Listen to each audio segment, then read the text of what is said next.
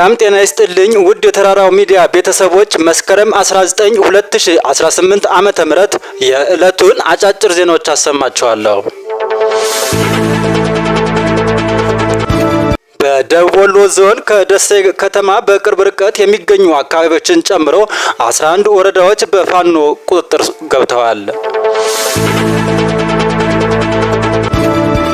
በጎንደር ጠዳ ክፍለ ከተማና በጎንደር ዙሪያ ወረዳ ማክሰኝት ከተማ ዙሪያ በፋኖ ኃይሎችና በብልጽግና ኃይሎች መካከል ከፍተኛ የተባለ ውጊያ ተካሂዷል። በቡታጅራ ከተማ ተከስቶ በነበረው የህዝብ ተቃውሞ ከጸጥታ አካላት በተተኮሰ ጥይት የ3 ሰዎች ህይወት አልፏል። በዝርዝር እንመለከታቸዋለን።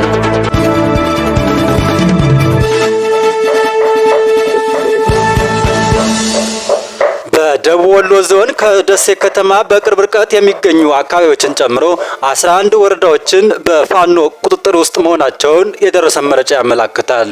ከወልዲያ ጋሸና ጥቁር አስፓልቱን ተከትሎ ከወልዲያ ጀምሮ አላገዶ፣ አፍሪኬር፣ ቃሊም፣ ሰሪንቃ፣ ስቃላ፣ በቅሎ ማነቂያ፣ ደቦት፣ ድብል፣ ቀበሮ ሜዳ፣ አሁን ተገኝ፣ ሐሙሲት ከእስታይሽ እስከ ጋሸና ምላሽ በፋኖ ቁጥጥር ስር ገብተዋል። ከወልዲያ ደሴ ጥቁር አስፓልቱን ተከትሎ ከወልዲያ ጀምሮ ሳምቦ፣ ስሪንቃ፣ መርሳ፣ ውርጌሳ፣ ገንጨፎ፣ ጨፌ፣ መሃል አምቦ፣ ሊብሶ፣ ውጫሌ ከሀይቅ በቅርብ ርቀት እስከሚገኘው ጃሪ በፋኖ ቁጥጥር ስር ገብተዋል። ከዚህ በተጨማሪ በሰሜን ወሎ ዞን ስር የሚገኙ በርካታ ወረዳዎች በፋኖ ቁጥጥር ስር ውስጥ መሆናቸውን ለተራራው ሚዲያ የደረሰ መረጃ ያመለክታል።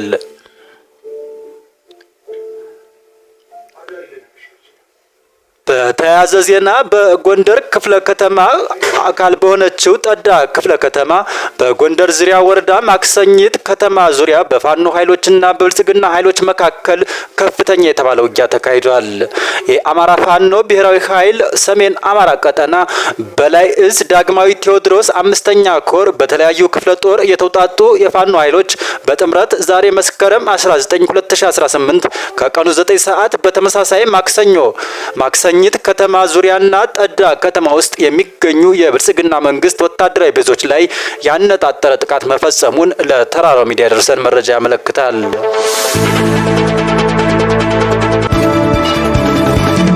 በቀጣይ በዝርዝር ወደምንመለከተው መረጃ እናልፋለን። በቡታጅራ ከተማ ተከስቶ በነበረው የህዝብ ተቃውሞ በጸጥታ አካላት በተተኮሰ ጥይት የ3 ሰዎች ህይወት ማለፉን ቡታጅራ ከተማ ነዋሪዎች ተናገሩ።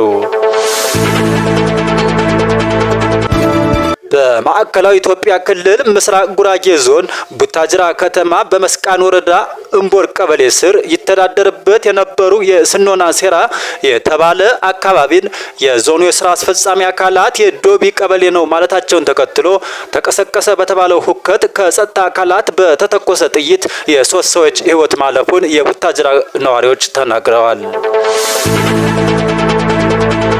አንድ ማንነቱ እንዲገለጽ ያልፈለገ የከተማው ነዋሪና የዓይን እማኝ ለቲክቫህ ኢትዮጵያ እንደገለጹት በከተማው ከብራይት ወደ መድረሳ ሰፈር በሚወስደው መንገድ ላይ በተለምዶ አደባባይ ሰፈር አንዲት ሴት በአንድ አድማ በታኝ በተተኮሰ ጥይት መገደሏን መመልከቱንና ተኳሹ በቡታጅራ ከተማ በሚገኘው የማዕከላዊ ኢትዮጵያ ክልል ከተማና ኮንስትራክሽን ቢሮ አካባቢ እንደነበር ተናግረዋል።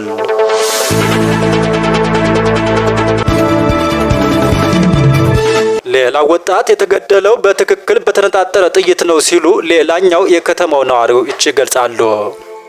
አጠቃላይ የነበረው እንቅስቃሴ ችግሩን የሚያባብስ እንደነበር አክለው ገልጸዋል። አንድ ታዳጊ፣ አንድ ሴትና አንድ ወጣት በአጠቃላይ 3 ሰዎች መገደላቸውን የገለጹት ነዋሪዎቹ በርካቶች በሁከቱ መቁሰላቸውን፣ ጉዳት እንደደረሰባቸውም እየገለጹ ይገኛሉ።